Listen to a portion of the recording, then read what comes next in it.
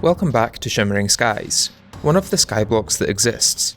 In the last episode I got geared up with some of the best early hard mode options and took down Queen Slime, then ended the episode with the destruction of the horror that is Medusa. If that doesn't sound like a lot, it's because honestly it wasn't, and I'd like to do better in this episode by blasting through the rest of hard mode and completing this map once and for all. With all 3 treasure bags from Medusa, I can craft a full set of hallowed armour with the melee mask and test out the damage of the waffle iron, a drop unique to Medusa.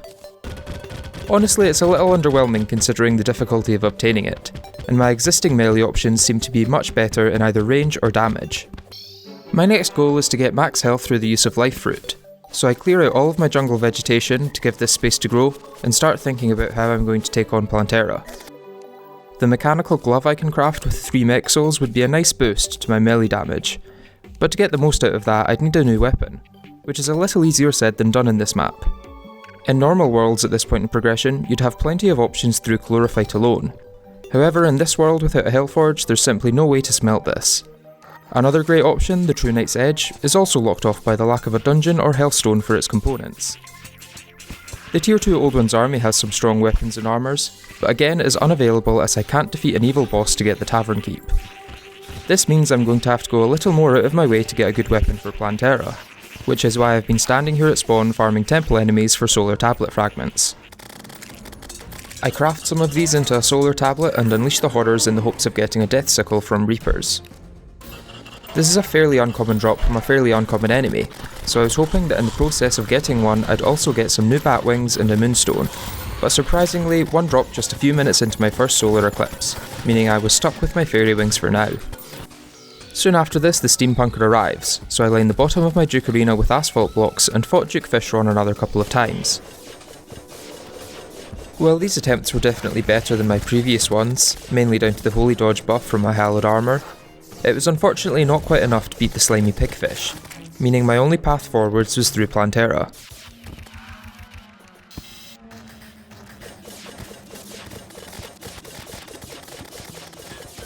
The first half of my first fight goes about as well as 90% of my fights against Phase 1 Plantera. Unfortunately, the second half goes about as poorly as 90% of my fights against Phase 2 Plantera.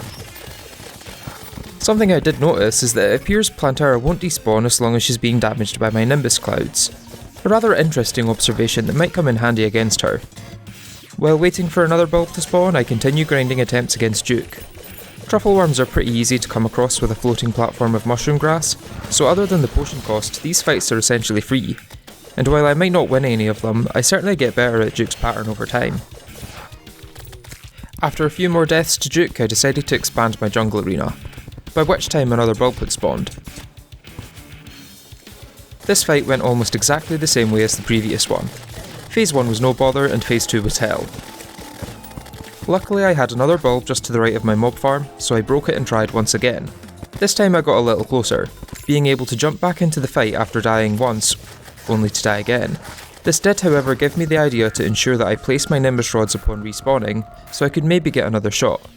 So after another bulb spawns, that's exactly what I do.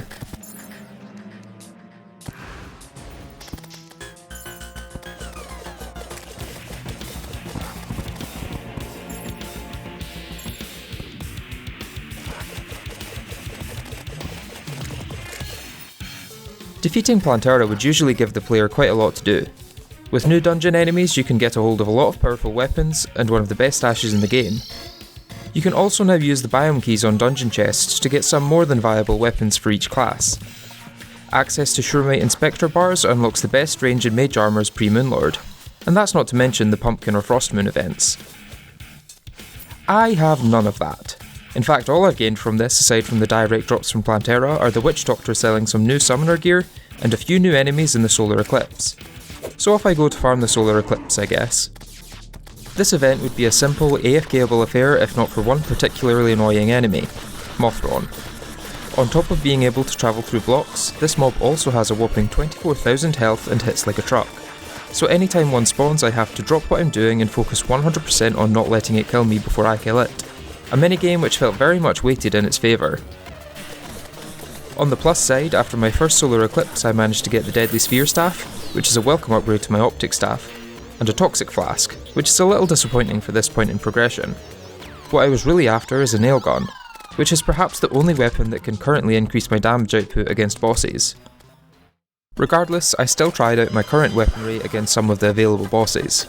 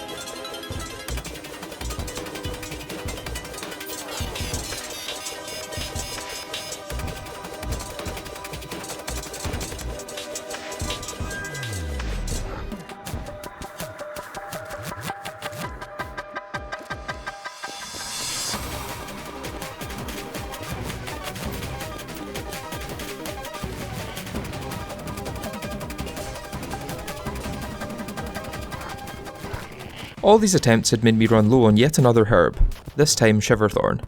And just like the others, I didn't have any seeds to grow more. You'd think after this happened the second time, I would have learned my lesson and prepared a little better. But no. So now I have to lay down all the snow and ice I'd collected from jungle mimics and hope that they grow Shiverthorn sooner rather than later. Surprise surprise, it ended up being later. Almost 2 hours later in fact, and while I may now have a single Shiverthorn seed, it'll take a lot longer to turn that into any usable amount of Shiverthorn. The majority of this time is spent sleeping and occasionally dying to a boss when I get the odd Shiverthorn to make life force potions. Then eventually I decide to spawn the solar eclipse again to once again try for a nail gun.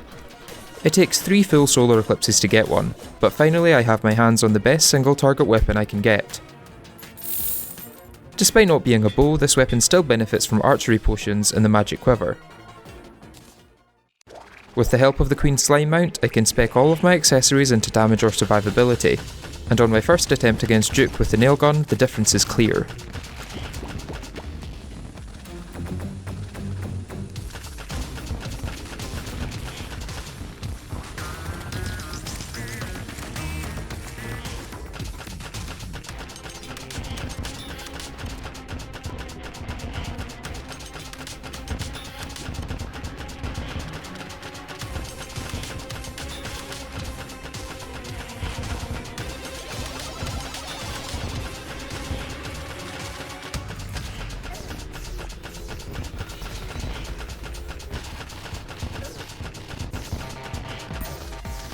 Now while I may have narrowly lost that fight, it filled me with confidence, and after a few more deaths in his third phase, I finally took down Duke. This victory gave me the Tsunami, which gave me the power boost I needed to take down the Empress of Light. Along with the incredible soaring insignia, the Empress dropped the Nightglow, which deals less damage than the Tsunami but takes a lot less concentration to use, so I switched to it as my main weapon with the Mage loadout. I take her down once again and get another Nightglow, then despite the Wall of Flesh's best efforts, I take her down a third time and get the Starlight, which has one of the lowest ranges of any hard mode melee weapon, and when the Empress can one-shot me with contact damage, there's absolutely no way I'm using this thing. Instead, I keep farming her with my Nightglow, hoping to get her wings, but unfortunately that wasn't meant to be, so I set my sights on Golem instead. While Golem may be a pushover in most playthroughs, he certainly wasn't in this one. The speed of attacks and movement is so much higher than I'm used to, and I can easily die in 2 or 3 hits from his fists. Even still, I managed to crack open the big rock and claim my rather lackluster heat ray. With the defeat of Golem comes the Martian invasion, which I quite liked the sound of until I was face to face with a Martian saucer hurling a volley of lasers at me. I'd like to tell you that I only struggled with this due to some unfair legendary mode change made to the Martians, but as far as I can tell they're the exact same as they usually are. I'm just bad at this event. I slowly make my way through it, but unfortunately couldn't take down any saucers, so tried it again after building a little saucer protection box. This works wonders until the saucer corners me with its laser and I have no option but to take damage, so the next time one spawns I make sure to leave my coward box and face it head on.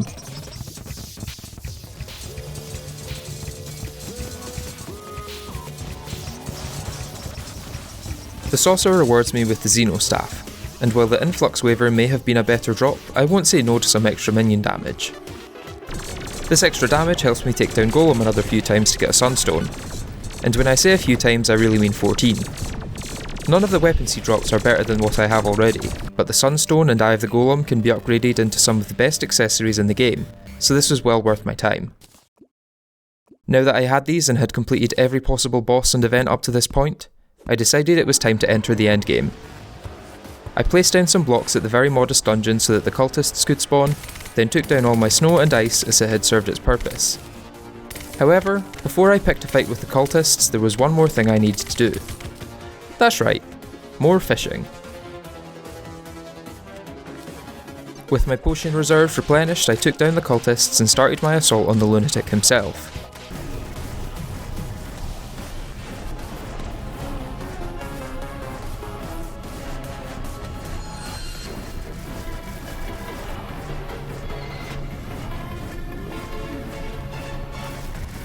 The fight was going very well, in large part due to the fact that I've recently spent multiple hours trying to beat him in Calamity using pre-mech gear as part of my next challenge.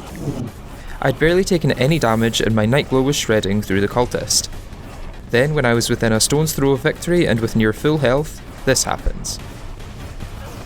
Yup, a barely visible projectile just dealt 665 damage to me, a solid 65 above my maximum health, meaning there's no way for me to survive this attack outside of my hallowed armor dodge. This just means that on my next attempt I try to play it much safer when the Prophecy's End splits, and I also fight it in the underworld for better visibility which helps dodge this attack. With the lunatic defeated, it was time to take out the pillars.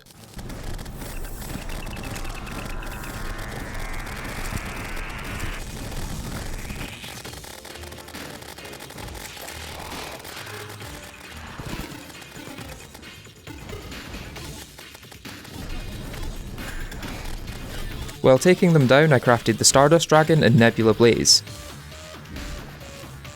then took down the Empress of Light a few times for her wings.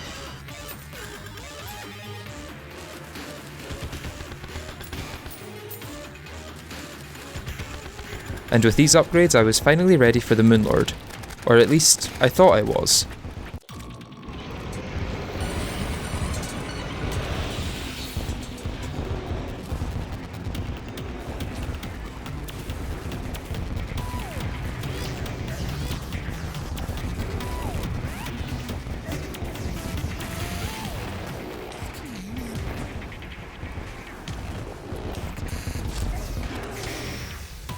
After that failure, I used my remaining fragments to craft a Celestial Sigil and summoned him once again, only to die in the exact same way. I would now have to go through the pain of taking down the cultist and pillars again.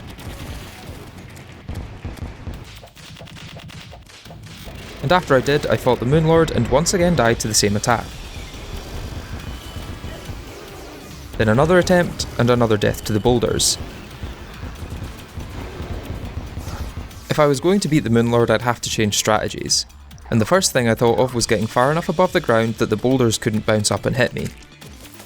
This meant tearing down much of the world I'd built throughout this playthrough, and there was something quite cathartic about destroying exactly what got me to this point so that I can progress further. It's not like I put any effort into aesthetics in this playthrough anyway. With the arena cleared, there was only one other thing I could think would help: using the cute Fishron mount in the rain. That didn't come quickly though, so I had to spend almost an hour sleeping while hoping the rain would start. When the rain starts, I summon the Moonlord and we begin our battle. A little ways into this, I realise I forgot to change out my accessories, and once I do, my damage is increased significantly. With the speed of the cute Fishron mount, I can much more easily dodge the moon boulders, and now that the arena is so high up, there's no chance of them bouncing back to hit me. All is going really well until I get hit twice in crazy quick succession and lose almost all of my health. I swear I should have had iframes to evade that second attack, but apparently not. At this point I was sure the fight was over, as any one of the Moonlord's attacks could easily finish me off, but somehow I managed to continue to evade him while regaining my lost health, and eventually his core opens, and after another very tense minute, the Moonlord is defeated.